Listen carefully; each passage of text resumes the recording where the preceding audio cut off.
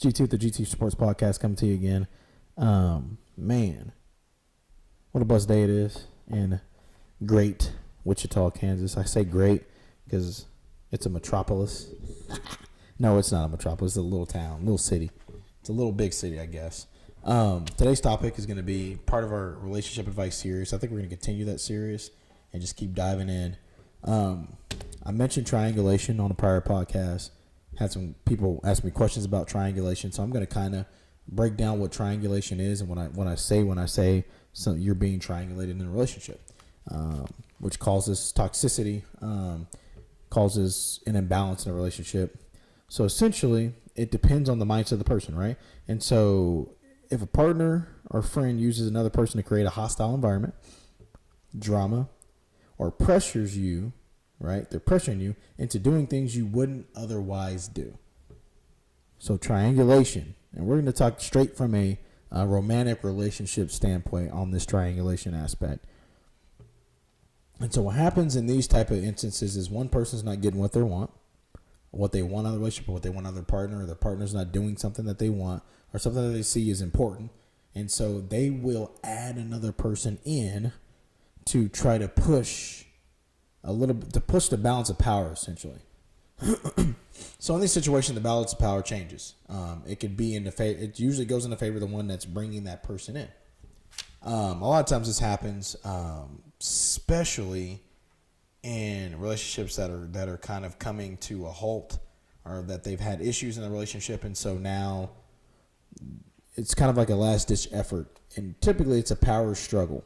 So if the relationship is in balance, people will they'll bring somebody else in. And this is not a female or a male thing. This is both sides do this. So in some cases, you have individuals who will bring a friend, maybe a friend that they know more, and they'll try to say, hey, watch this, or hey, my friend said this. And what they're trying to do is to get you to change. So they're trying to get you to shift. And so if you're over here on a subject and they want you over here, they bring another person in to push. It can be a friend, and sometimes they do it to get a hostile environment. So the environment becomes hostile or extremely toxic around these people because they're bringing somebody else in to muddy the water a little bit, to shake things up. So in dating, sometimes in the beginning of a dating relationship, when you're talking to a person, that person is talking to somebody else. And so what happens is that's triangulation. So this person's talking to somebody else. So if you make that person mad, they're just going to talk to them. And then you don't get none of their time, right? And so they make it hostile. And then if the other person's not doing what they want to do, they shift back. So it's one person who's in control shifting the pendulum back and forth. So you think of a triangle, you got these two sides here, you got the singular side at the bottom. The person who's triangulating has a singular side at the bottom, and they just shift back and forth. This person over here is not doing what I want them to do. I'm going to go to this person because they're going to do what I want to do. Oh, this person doesn't want to do that. I'm going to go to this person and have them do that. And typically, females will do this in the dating, in the talking and dating phase. They will triangulate a lot. They will keep people around. Sometimes when they triangulate, it's multiple people. It doesn't just mean that you just got these two. It could be 4, 5, 6 people, and they shift through all of them. Sometimes they call that a skeleton boyfriend, a Frankenstein boyfriend, where you got pieces, where you got one guy that comes around, fixes your stuff, one guy that'll pay for stuff for you, one guy that'll fix your car if you need it, one guy that makes you feel good sexually, so you'll give him all the sexual stuff. But none of these guys get all of that person. They all get a piece of that person. So those are other forms of triangulation. Typically happens in the beginning of a relationship when you're starting out, but sometimes it happens later on in the relationship when there's a problem. So the hostile environment and create drama typically happen at the beginning when you guys are in a talking or dating phase relationship. You're not serious yet, and typically that's when it happens. And women are notorious for monkey branching, and that's where the triangulation comes from. It's monkey branching. So I'm just going to go for this person, this person. All right, I'm going to go back to this person. All right, I'm going to go to this person. All right, that's essentially what monkey branching is. You're going for branch to branch. You don't let go of one branch till you have the other branch. And then you just keep on going. Back and forth, back and forth, back and forth. Women do it. Men do it too. Men don't sit out here and think women are the only ones to do this. Men do it too. And so now the next piece, the more key piece, and I'm going to touch on for a little bit, is the pressure. They pressure you into doing things you wouldn't otherwise do. That right there happens later on in the relationship. That's the type of triangulation that's romantic. And then there's one more form of triangulation that we'll talk about in a little bit. So that triangulation is something that your partner will do if they want you to, if they're trying to prove a point. So say your partner, say you and your partner have been together for a long time, they don't really respect you, right? They have a lack of respect for you, and they want you to change your parenting style. So one form of subtle triangulation is, well, I'm going to have you watch this because this person's talking about parenting. Let me send this to you real quick so you can watch this. So having somebody else explain to you how they feel so they're not explaining to you how they feel. They're having somebody else explain it. And usually it'll be a professional or somebody with some type of degree or whatever that has expertise in that area, because they think that it's going to push you away from where you're. So if you're here, they'll send you a link or they'll have you watch something and they'll try to push you closer to over here. And so that's what they're trying to do. And so essentially what they're trying to do is pressure you into moving yourself over here when this is probably something that you would not normally do. So you wouldn't normally do this, but they're trying to shift you over here. So they use another person or professional to kind of nudge, right? That's one way that triangulation works. Another way, they bring a friend in, or they bring another individual in that has a bias, right? So if I'm having an issue with my partner, right, and I don't know how to explain it to my partner, so I'm going to bring a friend in. A friend that may know both of us. I'm going to bring this friend in. And now this friend and me are basically tag teaming this other person. Unacceptable behavior. That should not happen, but that is triangulation. That is me bringing somebody else in to try to force this person over here that I'm supposed to be talking to individually. I'm supposed to be working things out individually to get them to shift. The goal is to get them to shift or do something that they would not otherwise do. So they wouldn't do this. I know they don't believe in this, but I'm going to bring this person over here that believes the way I believe. And so now you got two people telling you to believe a certain way. Typically, eventually, you do that long enough, it works, right? The goal is not to better the relationship. The goal is to shift a partner. Get that? Hear that again. The goal is not to better the relationship. The goal is to shift a partner. So you're trying to shift a partner to come closer to your side of what you want. That is the opposite of compromise. That is opposite. That is more conquer and divide than it is compromise. Another way. Counseling. Let's talk about counseling. I talked about counseling a while back. Sometimes people use their emotions in counseling to try to get the counselor to shift to their side. You get the counselor to shift to their side, and now you got two people over here, and you're trying to get this person to come back this way. I need you to come back this way. And so that's why I tell people, be careful when it comes to counseling, because you have to make sure that, first of all, the goal is there. What you're going for is the same as what your partner wants to say. So if your partner wants to go because of this and you want to go because of that, you probably shouldn't go yet. You guys need to figure that out. You guys need to get that together. And I think that that's more important than anything, that you guys understand, have a basic understanding of why you're going and what the goal is. Once you set a goal, then you guys both get on the same page on how to get to that goal. So that way you don't run into this. Or it could be bringing in the realm of counseling, it could be bringing in somebody and then you're talking about stuff, and say one partner is going to put everything out there on the table and the other is going to put some out there, but shove some under the table to the counselor, right? So they can go a different route. So you come to counseling with different mindsets. That tells you that you came to counseling with different mindsets, first of all. But now your counselor develops a bias because this person wants more help on a personal level, and this person's here on the team level. And so what happens is the dynamics of counseling change. And once that happens, if you find out that happens in counseling, so if I did it, my significant other needs to shut counseling down right then and there. Time out. We're going to take a stop and we're going to figure out what the problem is. You have to be careful because that happens. People like to keep a facade on. People like to have an image. And sometimes when things will taint their image, they won't say it, but they'll want you to say everything that's going to taint your image. Typically, people that hold back stuff that'll taint their image have self-esteem issues. They typically are not good at adapting or problem solving. And most of the time, they won't change. Like, that is something that when a person does that, they're probably not going to change. And I think you need to realize that. There comes a point in time when you're going through the struggles of a relationship where you need to realize that some people just won't change.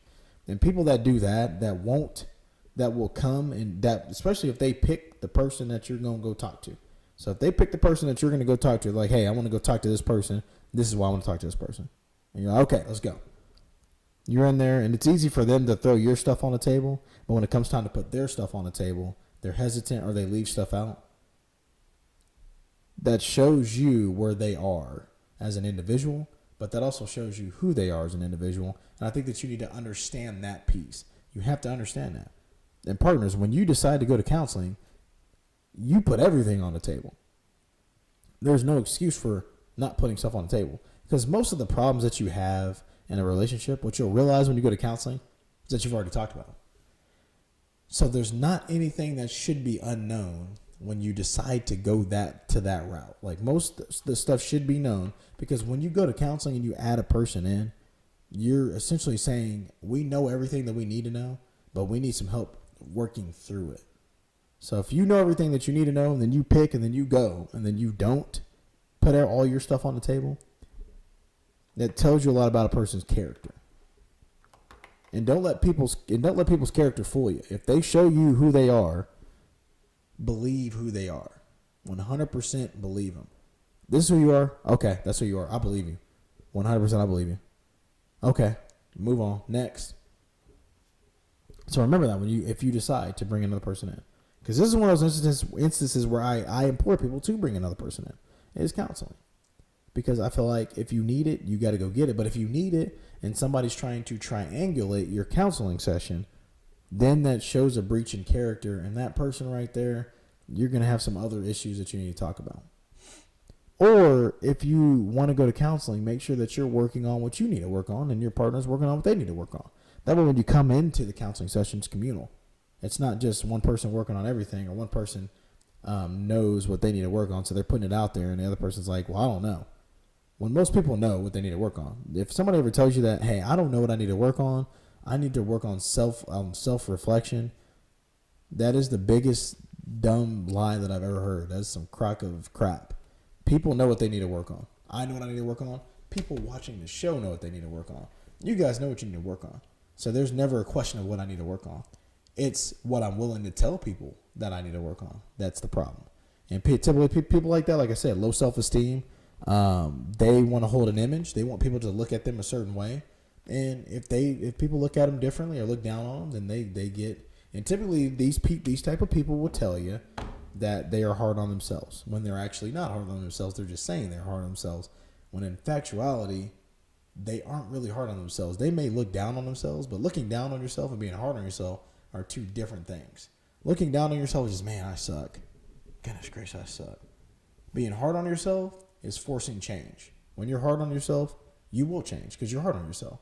Like the things that I've been hard on myself for, parenting, not being present. So I'll like play the video games and just do that for long periods of time.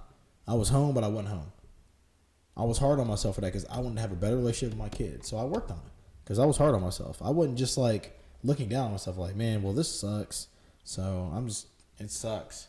People who look down on themselves will keep doing the same thing because saying this sucks is their cure to their problem. Whereas somebody that's hard on themselves is going to be hard and be harsh to the point of fixing whatever the problem may be. That person is going to be fixing whatever the problem may be. And so as we continue triangulation, it could be a parent. They can bring a parent in, have a parent say something, or have a parent talk to you about something. Typically, a partner will be like, well, hey, let me go. So say you want somebody to talk to your wife about some things that you want them to work on. So you go, you get your mom, or you get their mom. Hey, I need you to go talk to this person about this, and this is a problem. So then you bring them in, right? Because that's a person that you know they'll listen to. And so now you're trying to shift them.